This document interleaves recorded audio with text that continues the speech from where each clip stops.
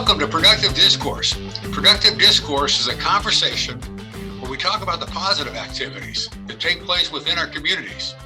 In other words, we're constantly searching for a shining needle of common ground in that haystack of fear.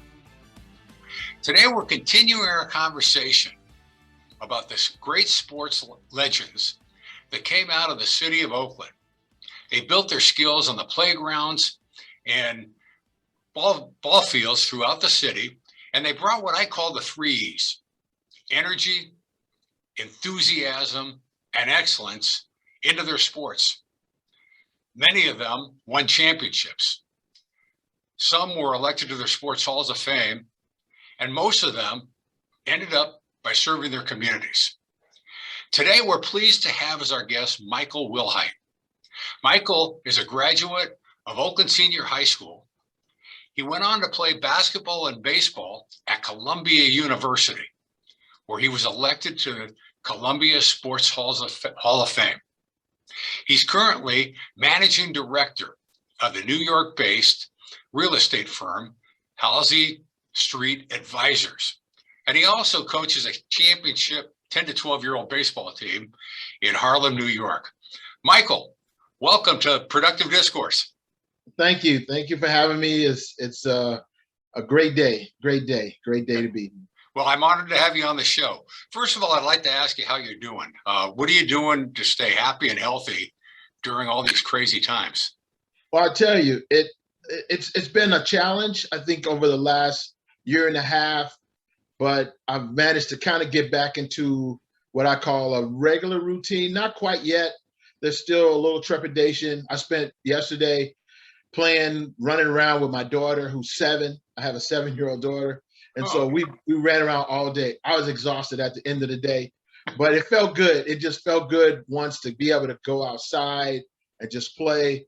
The weather was the 70s here. So it was really nice for October. 70-degree weather in New York City is a miracle. Right. This is about when it starts getting cold, isn't it? It does. Right. It actually starts about the middle of September. It starts to ease down a little bit. There were a chance one time a couple of years ago, we had snow on October 31st. So oh, wow. It's crazy. It's crazy, but I'm enjoying this. Everyone else is enjoying it.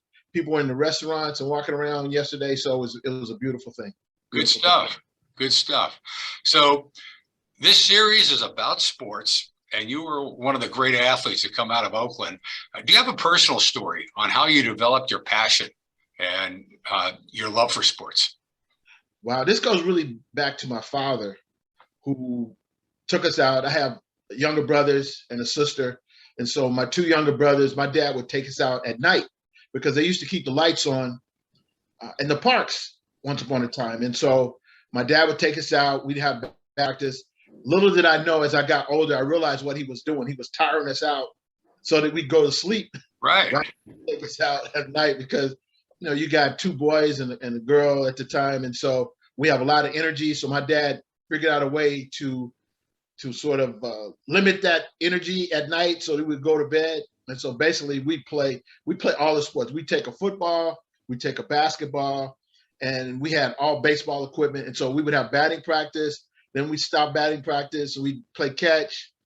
Then when my dad got tired of pitching, I would pitch. And this started when we were like 5 or 6 years old. So this started really early. And so we just kind of continued on as we got older. So that's really where I got my enthusiasm for sports. So we play everything: football, basketball, and baseball. Well, so that's a healthy way to grow up. Yes. Yeah. Yes. You talked about your dad being a role model. Tell me about some of the role models you had throughout the community as you were growing up. Oh, wow. Yeah.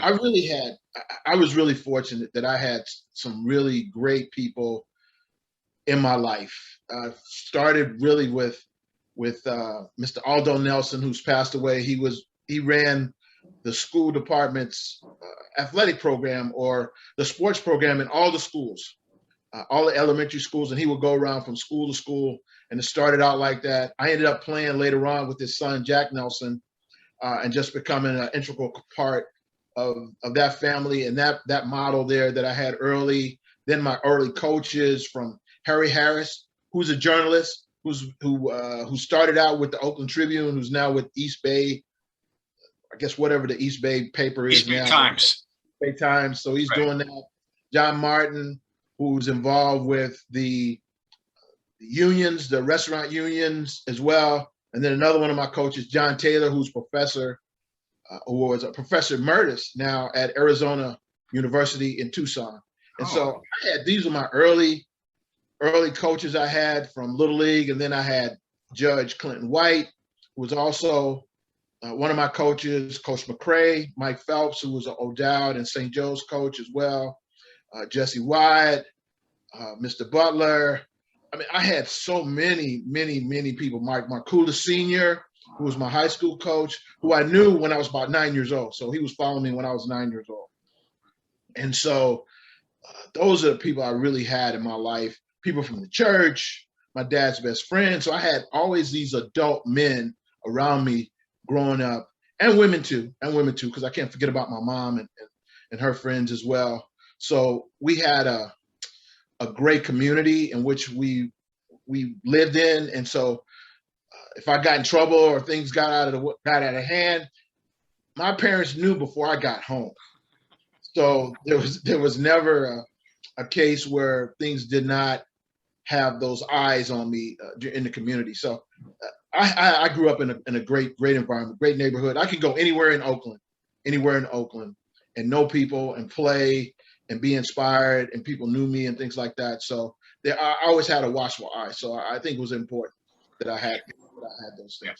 It sounds like your role models came from all walks of life, judges, working people, and just every walk of life. Absolutely. I mean, everyone had a hand. Everyone could say something. Everyone had a chance. If they wanted to discipline me, they could. It was just one of those things that I had guidance going along. So I didn't have very much room. My dad was a pastor, so I think that contributed too as well. And so he was in the community. He was directly in the community as well a lot. His friends, a lot of my friends as well had parents in those capacities. And so it really was a great environment. My brothers would say the same as well, and a lot of our friends, because we were all in the same circles. We really kind of hung around the same circles. Even guys I played ball with, their fathers were very much a presence. It was quite a golden age at that time. Who were some of the great athletes you crossed paths with? Wow, I mean, there's so many. So I'm going to just mention a few. Okay. The guys that I started out with, Wilner Ash, he played at Cal. He was catcher for Cal. He lived in my neighborhood, and so we would go out and play ball when I was little. He lived in front of my grandmother's house, who lived across the street from him on Highland Avenue. And so he would go out. Ray Brimmer, who was his neighbor, we would go out and play ball when I was a very young kid then. He would go out. Also, I had, all the guys in the neighborhood. We all played baseball. We had my teams when Harry was coaching. So I had Daryl Bynum, his twin brother Gerald were playing, Quentin Skates, Donnie Thomas, Teddy Medina, the Gilbert brothers. Warren played next to me. I played center field and pitched. Warren was in left field. He was one of four brothers that all played baseball. We had my brother was catching when I was pitching. So it was a whole dynamic then. Mobile Cox, Gary Patton, Gary Pettis. Oh man, these were all young guys. Gerald Smith, Mo McDaniel was the coach of Clintons later on to win championships. Mo was quite the athlete. He really was. He doesn't get as much props as he should. I've known Mo since I was 10 years old. So we both were 10-year-olds. And so we started at the same time. We played on competing teams, but he was another guy that was a great baseball player. And he sacrificed on his high school team to go to catcher. He was great second baseman, could hit the ball, could run, could throw, but they moved him to catcher because they just didn't have that dynamic there with a lot of talented guys. My high school team had a lot of talented guys. I played with Cliff Weary, Danny Liggins, Michael Wilson, Ended up signing. Michael Wilson played with the Twins. Cliff Houston was drafted by Houston, played with Houston. Danny Liggins, who passed away a couple of years ago, was on my team as well. Derek Luckett went to college, played at St. Mary's. My summer teams, oh my goodness, my summer league teams were fantastic. So I ended up playing with Lance Todell, who was a pitcher. He went to University of Washington. Mobile Cox again, who played third and pitched. Gene Ransom, who was from Berkeley, but his brother Jeff Ransom was also with the Giants. Jared Martin, who played center field. We talk about this team all the time. Donnie Stantz, who played second base. This Dwayne Wright, who played at St. Mary's and also was drafted by Toronto.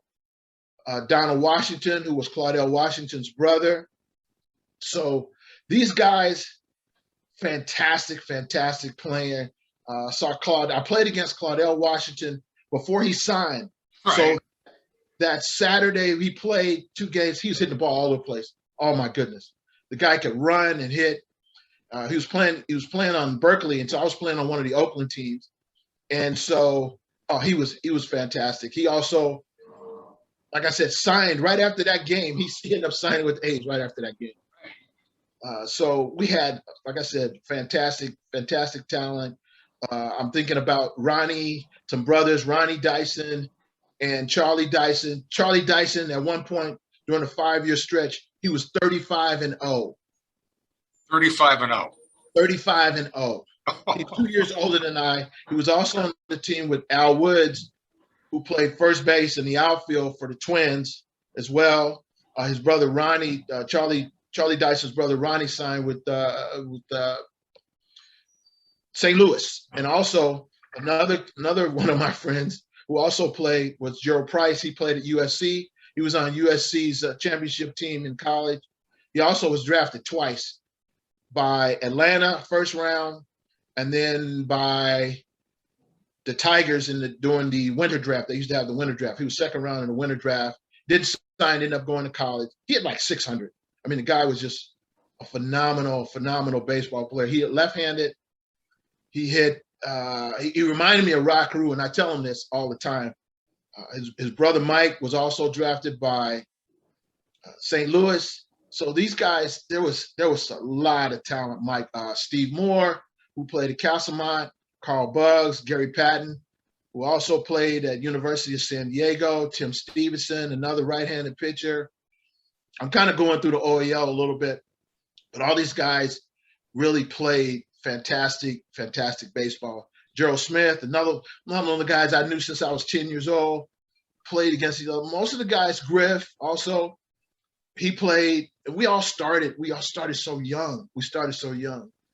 Playing, and so I think that's part of why we stuck with it so long. There was so many guys that I played with that were just fantastic talent. There was a guy, Greg Home Run Marshall, who played with the Yankees. He was older than I, but these guys I would go to Fruitvale Field and play with. They would throw me batting practice. They would let me play with the older guys, and so I really got an advantage, I guess, playing with the older guys at the same time. So it was outstanding time to grow up around baseball. Everybody played baseball. Dave Stewart and I, we played on an all-star team when I was 15 and he was 14. He pitched a no-hitter. We lost 2-1. Go figure. Dave was always tough. He played with my brother, Paul. They played on the championship team together that I watched. He pitched that game. Nobody wanted to hit him. There was another guy who was sort of Dave Stewart before Dave Stewart was named Orlando's Prince.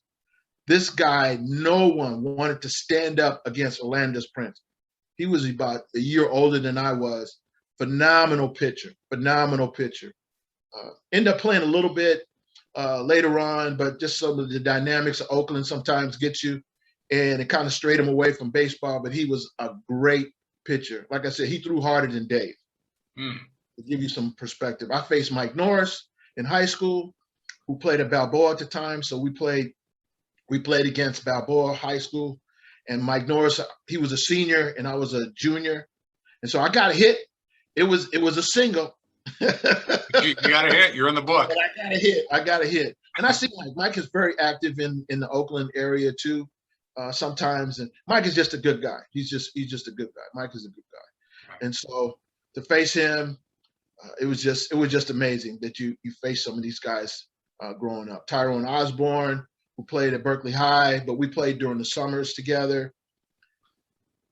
Wow, geez, they're just, like I said. I mentioned some guys that you probably don't recognize the names and things like that, but a lot of these guys played great baseball. Terrell Lowry, Josh, and Terrell Lowry, both brothers. We used to work out during the summer. During the strike, matter of fact, Lloyd Mosby, William Iles. Lloyd Mosby was the second pick in the draft in the 1978 draft. Eric Snyder was another pitcher coming out of Oakland. Obviously, Gary Pettis' brother was Pittsburgh Pirates, who's a scout now. Gary is the third base coach for the Astros. Mm-hmm. Stacy is the regional scout for the St. Louis Cardinals. He also spent a lot of time with the Mariners, Seattle Mariners, who drafted a guy named James Jones, who was from Brooklyn, who I got a chance to see play at Long Island University. So there's sort of this connection that we have with each other. I have to give special credit to Stacy for allowing me to be a part of the Buck O'Neill conference that was in Major League headquarters about 2 years ago, 2019, before COVID. And so I got a chance to meet some of the other guys. Joe Morgan was there. So we took a picture together with Joe Morgan, Brian Morrison, who went to Oakland High. He also played with Toronto, and Stacy. So the four of us got a chance to take a picture with Joe Morgan. And he, obviously Joe Morgan passed just recently. And so I have that picture. So, which is a great picture. So it was the Oakland guys, really. And we started talking about all the Oakland guys that were in the majors. And we're going, geez, we have a lot of guys. So I've sort of taken it on to say, hey, Oakland is the Mecca of baseball.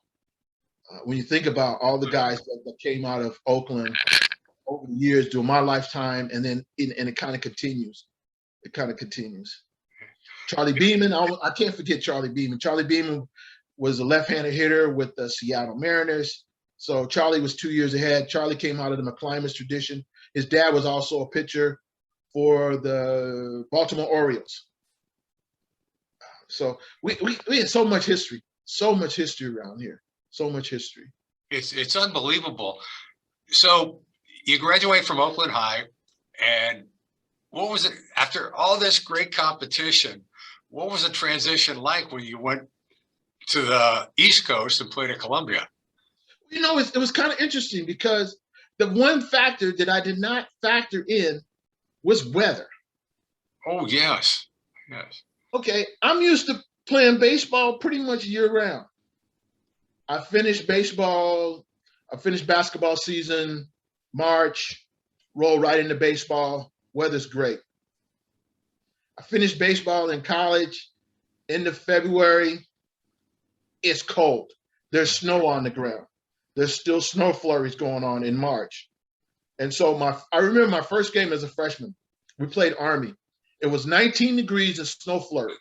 We were supposed to play a doubleheader. We didn't play a doubleheader. I had on every warm garment that I could find. I had on mittens. I had on batting gloves. I had on 2 undershirts. I had on long pants underneath my uniform pants. I had thick socks. It was cold.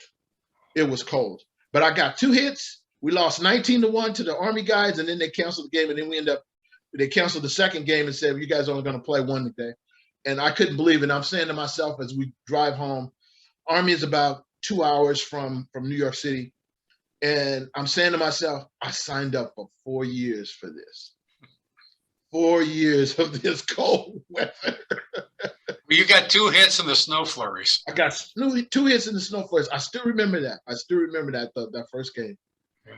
What was your overall experience at Columbia like? It was great. It was an awesome experience. I felt I was in a fantasy land almost, because we talked about New York. I had just read a book about the playgrounds of New York. And so all of these buildings that you see, all the movies and places, and you start to recognize a lot of historical buildings, going through Harlem, going through downtown Times Square, seeing the Statue of Liberty, time, wow, Radio City Music Hall, those places that you see on television all the time.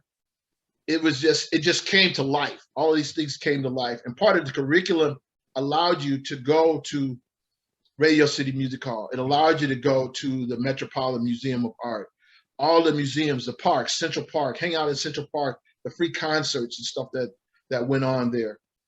So you got totally immersed in New York City. And so it was like being on vacation for 4 years, really. 4 years vacation. 4 years vacation, because you're in this environment, but you're also in this academic environment that allowed you to take advantage of all the things that are New York. The theater, got a chance to go to the theater. So got totally immersed in that, seeing plays. It was a whole new education, not only just academically, but I think culturally, to be able to eat different foods. I mean, you can find any kind of food that you want in New York City from anywhere in the world. Mm-hmm. And I said, if you go hungry in New York City, that's a tough way. That's a tough way to live if you go hungry, because there's restaurants on every corner. Right. Yeah. How was the sports experience?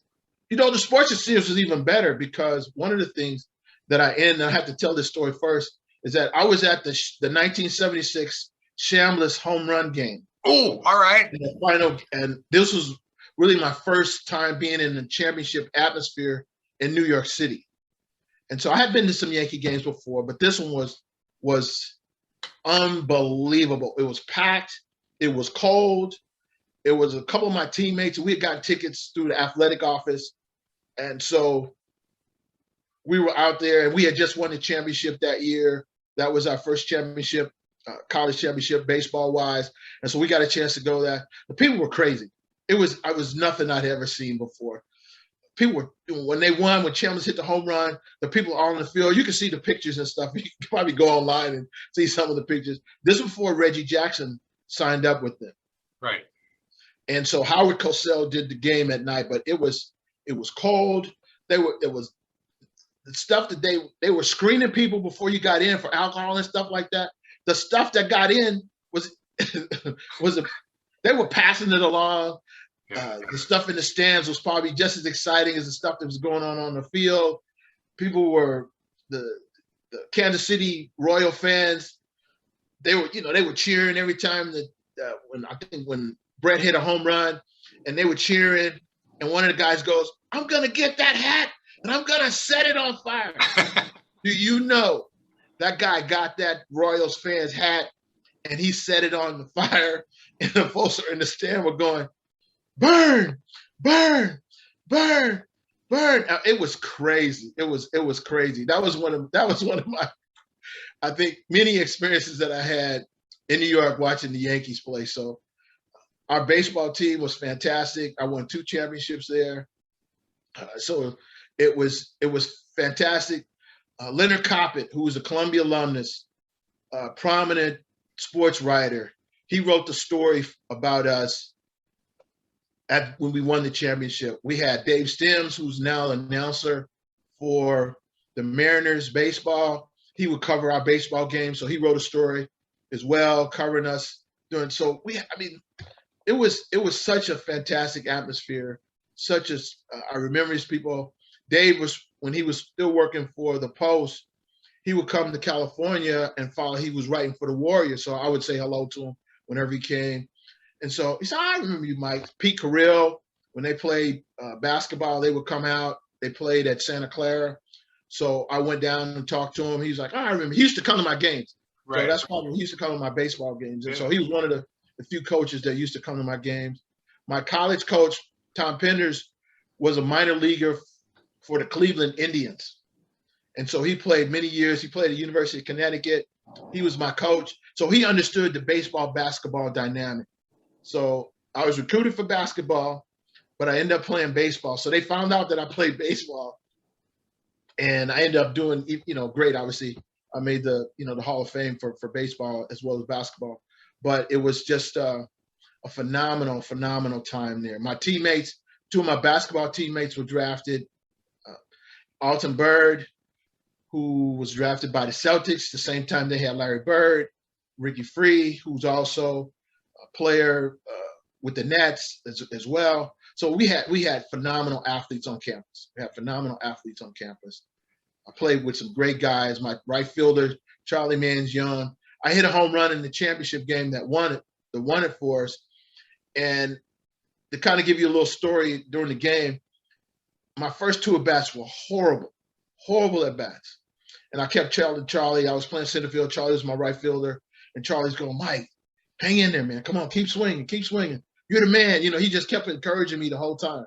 So I got to my third at-bat, and I sort of honed down my focus at third at-bat. I said, I just want to get on base. Put the ball in play. And so got a base hit. So, okay, all right, I'm good now. So came back. We're behind 4-3. We're behind 4-3. We go into our last at-bats during this. We played, this was the first game of a doubleheader at University of Pennsylvania.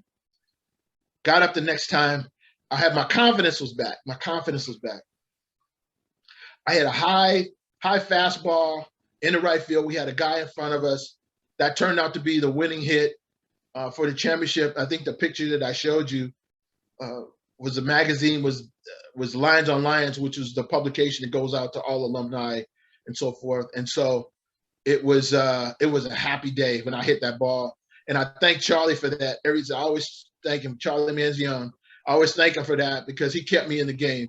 Mm-hmm. And so one of the things that I do with these kids now, when I'm coaching, I tell them that you got to always stay in the game. It's always about the next at bat. It's always about the next play. You got to keep yourself in the game. So I always remember that the first championship they had. And matter of fact, we beat the defending champions, University of Pennsylvania. They won a bunch of championships.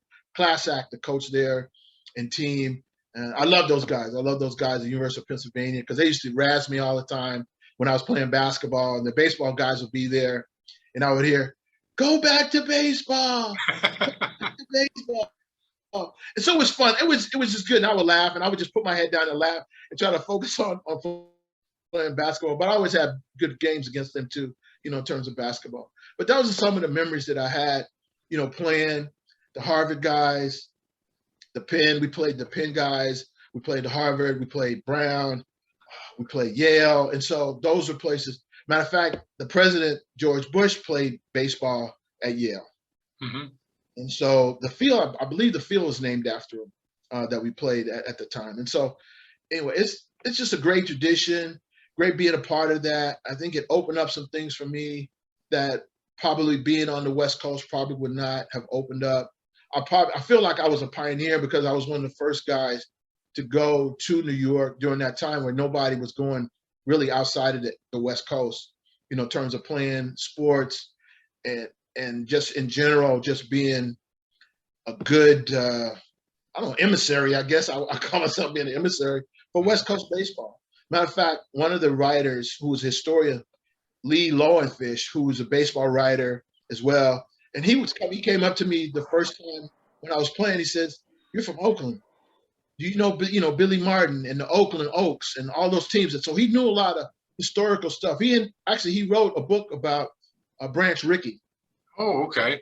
And so he was on the highlight film about Jackie Robinson. And so I saw him on the broadcast. I'm like, Lee, you were on So I introduced him as being a part of the Jackie Robinson legacy and doing the history. And he has like a PhD in history, but he loves baseball. He's really a baseball fanatic.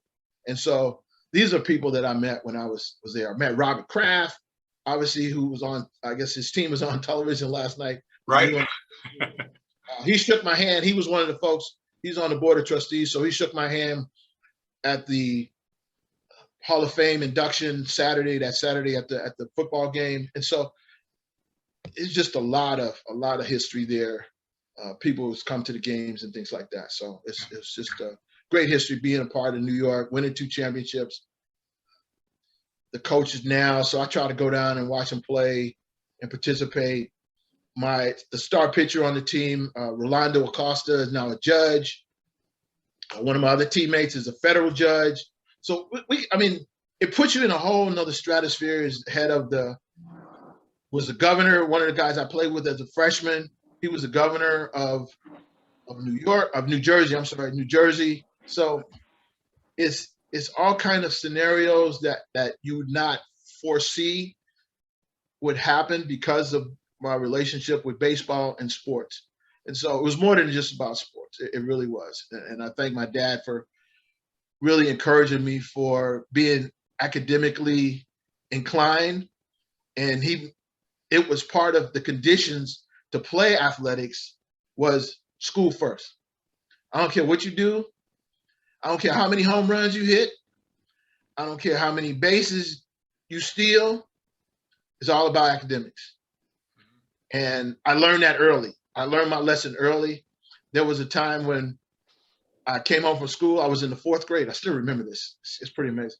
I was in the 4th grade, and I kind of argued back with the teacher about something that we were studying about. And it got home to my father. And we were having a baseball game that day. And I did my usual routine. I went home after school. Didn't know that my father knew that all this had taken place, thinking that I was going to be able to play my game as usual. And my father, he let me go through all the antics, did my homework, put my play clothes on, then took my school clothes off, put my play clothes on.